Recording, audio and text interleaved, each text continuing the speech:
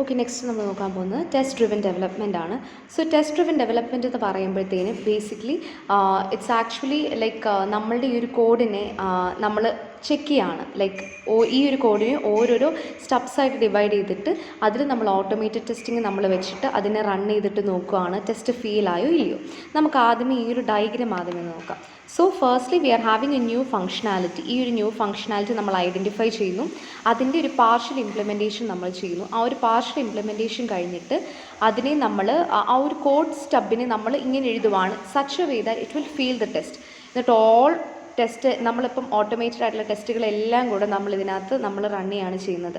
So ഈ ഒരു ചെറിയ കോഡ് സ്റ്റബിലാണ് നമ്മൾ ഇനീഷ്യലി നമ്മളെല്ലാ ടെസ്റ്റുകളും റൺ ചെയ്യുന്നത്. അത് കഴിഞ്ഞിട്ടാണ് നമ്മളിതിനെ like we are checking whether it is failing the test or not. നമ്മളുടെ ഓരോ ഓട്ടോമേറ്റഡ് ടെസ്റ്റുകൾ ഫെയിൽ ചെയ്യുന്നുണ്ടോ ഇല്ലയോ എന്നുള്ളത് നമ്മൾ നോക്കുകയാണ് ചെയ്യുന്നത്. അപ്പം ആ ഒരു ടെസ്റ്റ് ഫെയിൽ ആയെന്നുണ്ടെങ്കിൽ നമ്മൾ എന്താണ് പറയുന്നത്, നമുക്ക് ആ ബാക്കിയുള്ള സെക്ഷൻസ് എല്ലാം ഇങ്ങനെ റൗണ്ട് ചെയ്തിരിക്കുകയാണ് ചെയ്യുന്നത്.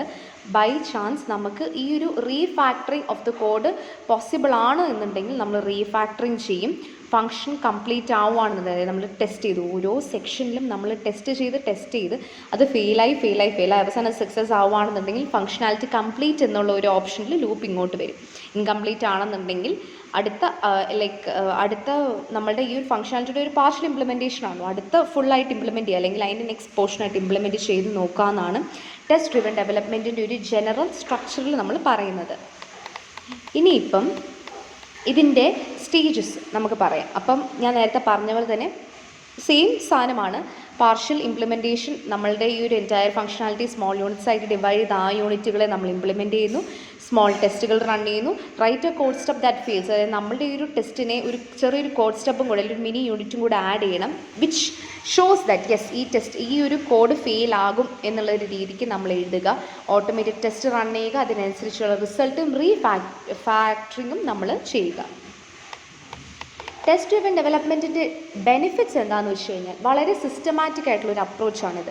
വിച്ച് മീൻസ് ദാറ്റ് നമുക്ക് എന്തെങ്കിലും പ്രോഗ്രാം കോഡിൽ എന്തെങ്കിലും സെക്ഷൻസിനെ ലിങ്ക് ചെയ്യണം എന്നുണ്ടെങ്കിലോ ടെസ്റ്റ് ചെയ്യണം എന്നുണ്ടെങ്കിലോ നമുക്ക് വളരെയേറെ ഷുവറായിട്ട് ചെയ്യാൻ പറ്റുന്നൊരു അപ്രോച്ചാണിത്. അതിൻ്റെ കൂട്ടത്തിൽ തന്നെ നമുക്ക് എല്ലാ കോഡ് സെക്ഷൻസും നമ്മൾ ടെസ്റ്റ് ചെയ്തിരിക്കും. ഒരു അൺടെസ്റ്റഡ് ആയിട്ടുള്ള സെക്ഷൻസും ഇതിനകത്ത് വരികയില്ല. അപ്പം ഇതിൽ നിന്നും നമുക്ക് എന്ത് ചെയ്യാൻ പറ്റുന്നത്, നമുക്കിതിനെ ഒരു റിട്ടൺ സ്പെസിഫിക്കേഷനായിട്ട് നമുക്ക് ഈ ഒരു ടെസ്റ്റുകളെ നമുക്ക് ചെയ്യാനായിട്ട് പറ്റും. ഡീബഗിങ് കുറച്ചുകൂടി ഈസി ആയിരിക്കും. സിംപ്ലർ കോഡ്സ് നമുക്ക് എഴുതാനായിട്ട് പറ്റും. അപ്പം ഇത്രയും കാര്യങ്ങളാണ് ടെസ്റ്റ് ഡ്രിവൻ ഡെവലപ്മെൻറ്റിൽ നിന്ന് നമുക്ക് മനസ്സിലാക്കുന്നത്. Next one is security testing. Security testing നമ്മൾ ഓൾറെഡി സിസ്റ്റം ടെസ്റ്റിങ്ങിൻ്റെ കീഴിൽ പറഞ്ഞായിരുന്നു. ഒരു അറ്റാക്കർ വന്ന് അറ്റാക്ക് ചെയ്യുമ്പോഴത്തേനും ആ ഒരു വൾണറബിലിറ്റീനെ മനസ്സിലാക്കുക, സിസ്റ്റം സെക്യൂർ ആണോ അല്ലയോ എന്ന് മനസ്സിലാക്കുക. ഈ മാൽവെയർ പോലത്തെ കാര്യങ്ങൾ ഇൻജെക്റ്റ് ചെയ്യുന്ന അങ്ങനത്തെ ടൈപ്പ് അറ്റാക്ക് ആയിക്കോട്ടെ, അല്ലെങ്കിൽ ഒരു ഡേറ്റയിൽ ഒരു ഐഡൻറ്റിറ്റീനെ ക്വസ്റ്റ്യൻ ചെയ്യുന്ന ടൈപ്പ് അറ്റാക്കുകളായിക്കോട്ടെ, അതിനെയൊക്കെ മനസ്സിലാക്കുക, അതിനെ അവോയ്ഡ് ചെയ്യുക എന്നുള്ളതാണ് സെക്യൂരിറ്റി ടെസ്റ്റിങ്ങിൽ നമുക്ക് നമ്മൾ ചെയ്യേണ്ട ഫസ്റ്റ് ഉത്തരവാദിത്വം എന്ന് പറയുന്നത്. അപ്പോൾ ഇതിനെന്താണ് ആവശ്യം? സോഫ്റ്റ്വെയർ വൾണറബിലിറ്റീസിനെ ഐഡൻറ്റിഫൈ ചെയ്യാനും അതിനെ നമ്മൾ കോപ്പപ്പ് ചെയ്യാനുമായിട്ടുള്ള കാര്യങ്ങളാണ് നമ്മൾ ഇതിനകത്ത് ചെയ്യുന്നത്. ഫസ്റ്റ് വൺ പ്രാക്ടിക്കൽ വേ നമ്മൾ ഈ സെക്യൂരിറ്റി ടെസ്റ്റിംഗ് ചെയ്യുന്നത് എന്താണെന്ന് വെച്ച് കഴിഞ്ഞാൽ ഒരു റിസ്ക് ബേസ്ഡ് അപ്രോച്ചിന് നമ്മൾ ചെയ്യുക എന്നുള്ളതാണ്. അതായത് നമ്മുടെ റിസ്കിനെ ഐഡൻറ്റിഫൈ ചെയ്യുന്നത്, അതിനനുസരിച്ച് ആ ഒരു റിസ്കിനെ നമ്മൾ കോപ്പപ്പ് ചെയ്യുന്നത്. ഇപ്പം HTTPS ആക്കുന്നതൊക്കെ ഒരു സെക്യൂർ ചെയ്യുന്നൊരു മെത്തേഡാണ്.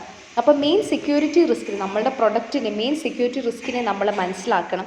അല്ലാതെ ഇപ്പോൾ ഇതിനൊരു റിസ്ക്കും ഇല്ല ഇതിനൊരു റിസ്ക്കില്ല എന്ന് പറഞ്ഞിരുന്നിട്ട് കാര്യമില്ല. നമ്മൾക്ക് ഈ ഒരു റിസ്ക്കുകൾ എന്തെങ്കിലും ഉണ്ടെന്നുണ്ടെങ്കിൽ അതിനെ ഐഡൻറ്റിഫൈ ചെയ്യാൻ കോപ്പപ്പ് ചെയ്യാനായിട്ടാണ് ശ്രമിക്കേണ്ടത്. ഇഗ്നോറൻസ് ഒരിക്കലും പ്രോത്സാഹിപ്പിക്കാനായിട്ട് പാടില്ല.